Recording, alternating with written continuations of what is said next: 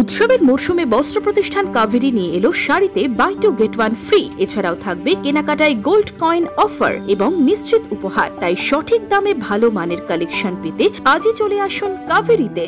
ক্রিকেটের মাঠ থেকে প্রথম রাজনীতির ময়দানে ইউসুফ পাঠান বৃহস্পতিবার বহরমপুরে এসেই হাতে মাইক নিয়ে দিলেন ভাষণ। মাইক হাতে কি বললেন বহরমপুরের তৃণমূল প্রার্থী?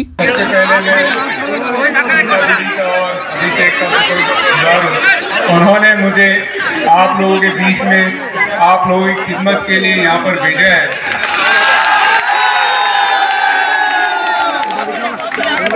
और मैं उम्मीद करता हूँ कि जिस तरह से आप लोगों ने मुझे प्यार दिया है पिछले कई सालों से, जब मैं क्रिकेट के लिए खेलता था और आज यहाँ पर मैंने आके आपको देखा,